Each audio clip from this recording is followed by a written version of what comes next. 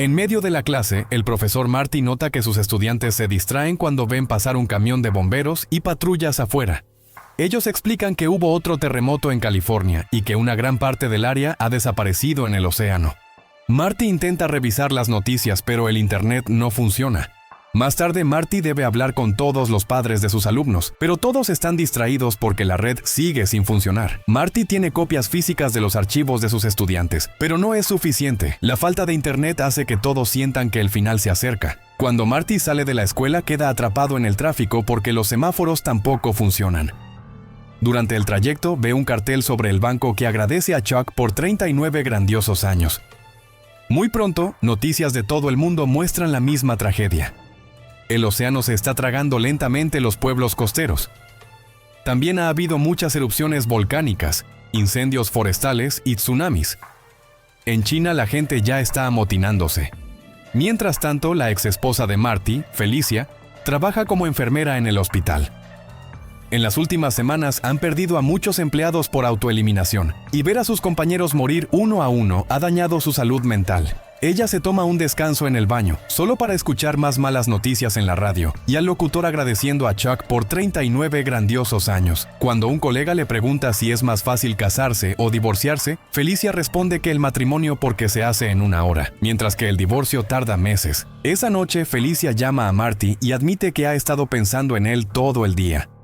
Se pregunta si las parejas separadas están volviendo a casarse porque la gente quiere algo familiar en estos tiempos difíciles, y comparte ejemplos de compañeros que renunciaron para estar con sus familias. Marty le cuenta que tampoco le quedan muchos estudiantes y se pone filosófico, hablando del calendario cósmico y el lugar de la humanidad en el universo. Felicia menciona el anuncio de Chuck que vio antes, y Marty admite que él también lo vio, preguntándose quién pondría anuncios en medio del fin del mundo. Ninguno sabe quién es Chuck. Tras la llamada, Marty intenta ver televisión, pero pronto la señal se cae, al igual que el internet. Después de unos segundos en negro, aparece la cara de Chuck y un locutor lo agradece por 39 grandiosos años, solo para que la señal vuelva a caer cuando el anuncio termina. A la mañana siguiente, Marty nota que su vecino no usa el auto. El hombre explica que tuvo que caminar 3 millas para ir y volver del trabajo, porque un socavón partió la ciudad en dos, tragándose muchos autos. Hay mucho tráfico en las otras calles, así que probablemente Marty no llegue a la escuela hasta el almuerzo. Luego hablan de las últimas noticias. California solo tiene un 10% de tierra restante. El medio oeste está en llamas y Florida se está inundando, por lo que todas las regiones productoras de alimentos del país han desaparecido. Europa está en una situación similar, y la hambruna ya se apoderó de Asia, donde 1 millón de personas han muerto. La peste bubónica ha regresado, y solo quedan unas pocas abejas, probablemente en Sudamérica. En ese momento, Marty ve a muchos vecinos regresando a casa porque no pudieron llegar al trabajo. El socavón se ha tragado sus autos e incluso sus lugares de trabajo. Marty habla con una amiga de Felicia que trabajaba en el banco y le pregunta sobre el cartel de Chuck, pero ella tampoco sabe qué significa. Todos los que caminan alrededor se ven deprimidos, y el vecino de Marty señala que han pasado por las etapas del duelo. Cuando todo empezó, hubo protestas y disturbios. Después vino una ola de autoeliminaciones, pero ahora la gente ha aceptado la situación y solo esperan el final. La conversación se interrumpe cuando un avión escribe en el cielo: "Gracias, Chuck". De camino al trabajo, Felicia nota todas las paredes cubiertas con decenas de grafitis dedicados a Chuck. Camina hasta el hospital, solo para descubrir que no queda ni un solo empleado, ni pacientes. Sin embargo, todos los monitores aún funcionan y muestran exactamente el mismo ritmo cardíaco, con pitidos perfectamente sincronizados. Las camas están vacías, pero es como si todos los monitores estuvieran conectados a la misma persona. Tiempo después, Marty se frustra porque la televisión sigue sin señal, y cuando intenta llamar a Felicia, descubre que las líneas telefónicas ya no funcionan. Decide salir a buscarla, y al cruzar la ciudad, ve muchos autos abandonados y más anuncios de Chuck. Sam descansa en una banca y Marty le pregunta si sabe quién es Chuck, pero Sam no tiene idea. De hecho, él también ha preguntado y nadie sabe la respuesta. Como Sam va en la misma dirección, camina un rato junto a Marty. Conversan y se ponen filosóficos, reflexionando sobre cuánto tiempo tiene realmente una persona en su vida.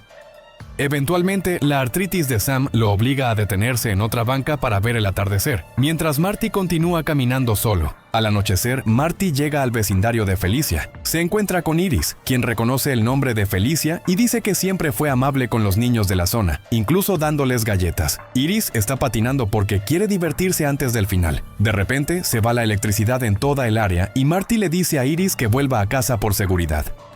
En ese momento, anuncios luminosos de Chuck aparecen en las ventanas de cada casa, haciendo que el lugar parezca un pueblo fantasma. Preocupado, Marty echa a correr y finalmente encuentra a Felicia, reuniéndose con ella en un abrazo. Le pregunta por el anuncio, pero ella tampoco entiende cómo apareció también en su casa.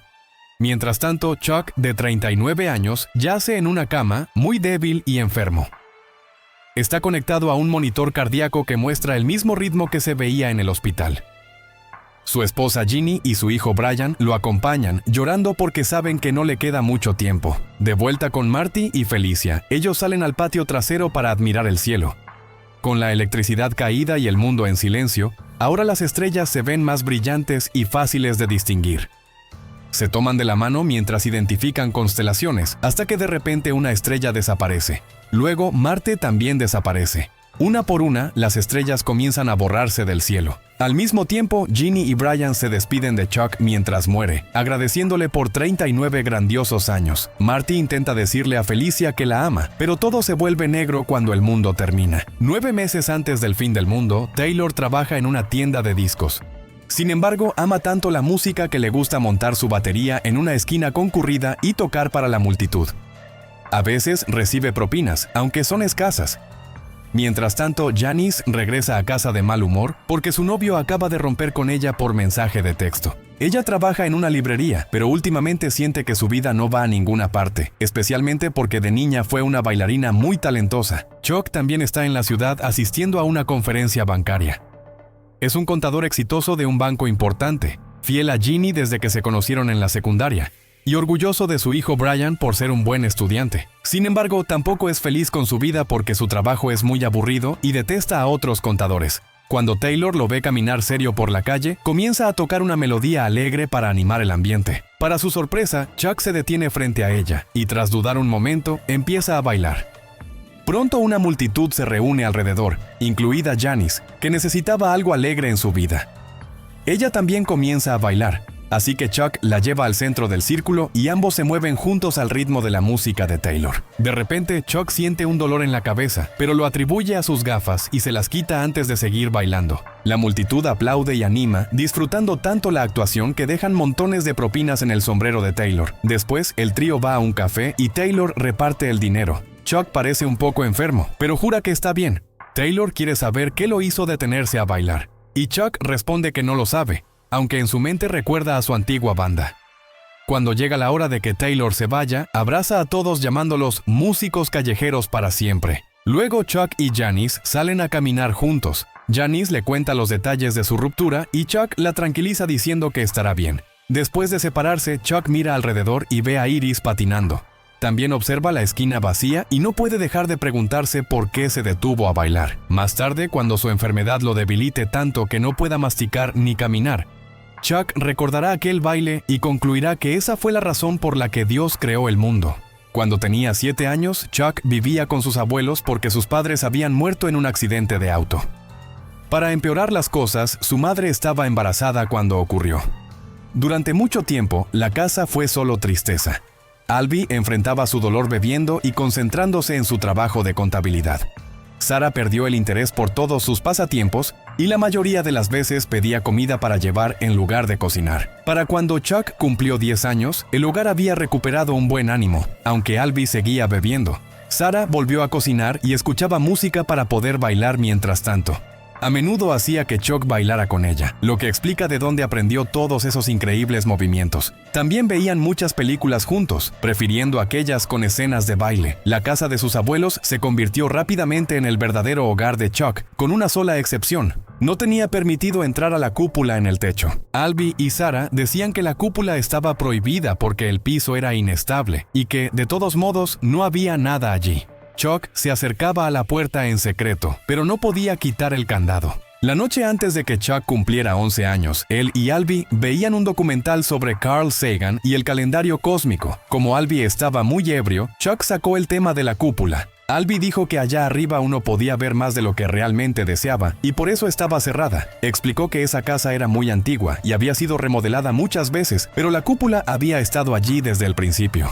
En todo el tiempo que había vivido allí, Albie solo había visitado la cúpula unas pocas veces. Afirmaba que en esa habitación había visto a los fantasmas de personas antes de morir. Añadió que esperar la muerte siempre era la parte más difícil. Cuando Sarah llegó a casa, envió a Albie a comprar víveres para que el aire fresco lo despejara. Luego le dijo a Chuck que no creyera esas historias, porque eran solo desvaríos de borracho. Más tarde, Chuck le preguntó a un vecino sobre esas personas muertas que Albie había mencionado y cómo estaba involucrado en sus vidas. Parecía que los fantasmas eran la manifestación de la culpa de Albie por no poder ayudar a ciertos amigos. En la escuela, la clase favorita de Chuck era inglés. La maestra era demasiado dulce para que la tomaran en serio y los niños se portaban mal con ella. Una tarde, después de clases, Chuck le preguntó por un poema que había leído antes, el que decía: «Soy vasto, contengo multitudes».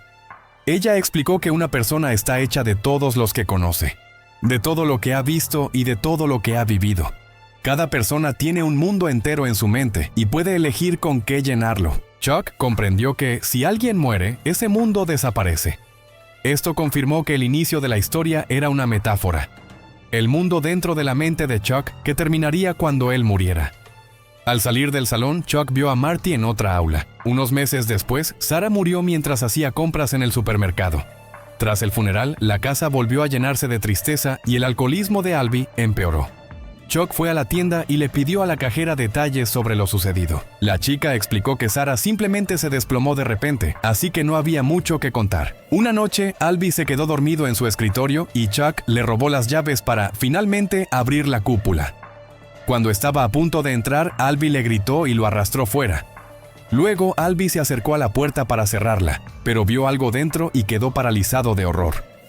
Con las manos temblorosas, se obligó a moverse y cerró la puerta antes de darse cuenta de que Chuck estaba llorando.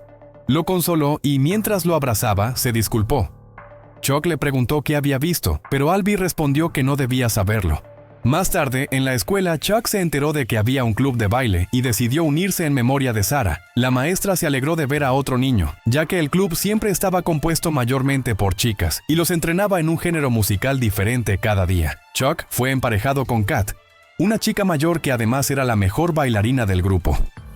Él desarrolló un gran enamoramiento por ella y trató de impresionarla con los pasos que Sarah le había enseñado, aunque terminó enseñándole a todos. Kat ya tenía novio, pero aún así aceptó bailar con Chuck en el baile de otoño de la escuela.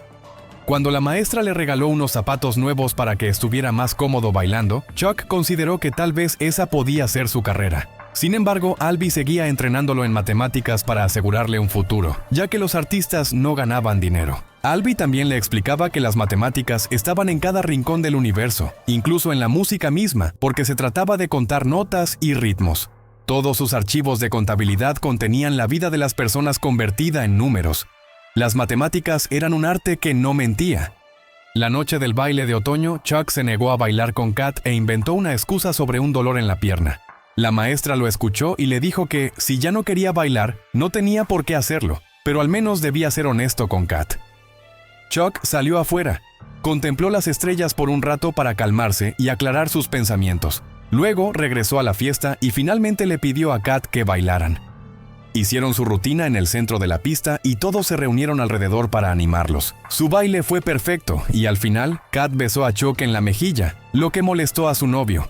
Después de la fiesta, el joven Chuck fue al campo de fútbol y siguió bailando bajo las estrellas. Se dejó llevar por la sensación de libertad y felicidad que le inspiraba el baile, y esa distracción hizo que accidentalmente golpeara su mano contra la cerca. Ginny no entendía por qué Chuck había mentido sobre ello, y él admitió que ni siquiera sabía la razón. 5 años más tarde, Albie murió de un ataque al corazón en casa, mientras un Chuck adolescente estaba fuera tocando y bailando con su banda. El funerario Sam sorprendió a Chuck al revelarle que Albie ya había pagado su propio funeral, porque sabía que ese día llegaría. Lo que hizo que Chuck se preguntara si eso era lo que había visto en la cúpula. Como Chuck heredó la casa, decidió seguir viviendo allí en lugar de mudarse con sus abuelos maternos. Ellos terminaron mudándose con él hasta que se fue a la universidad, ya que Albie también había dejado dinero para su educación. Más tarde, cuando Chuck se casó con Ginny, también se mudaron a esa casa. El funeral ocurrió antes de que sus abuelos maternos llegaran, por lo que Chuck tuvo que enfrentarlo solo en ese duro momento. Tiempo después, Sam le envió un sobre con todas las pertenencias personales de Albie, incluidas las llaves. Finalmente, Chuck entró en la habitación cerrada y la encontró vacía, con un piso en perfecto estado. Cuando miró por la ventana, simplemente vio el pueblo. Desilusionado, Chuck se dio la vuelta para irse, pero en ese momento tuvo una visión de su yo anciano muriendo en la cama. Esto confirmó que Albie sí había visto las muertes de aquellos vecinos, pero también la de Sarah y la suya propia. Por eso pensaba que esperar era siempre la parte más difícil. Tras desvanecerse la visión, Chuck decidió que viviría su vida al máximo, negándose a rendirse a la depresión como lo hizo Albie. Recitó el poema que su maestra le había enseñado, recordándose a sí mismo que contiene multitudes.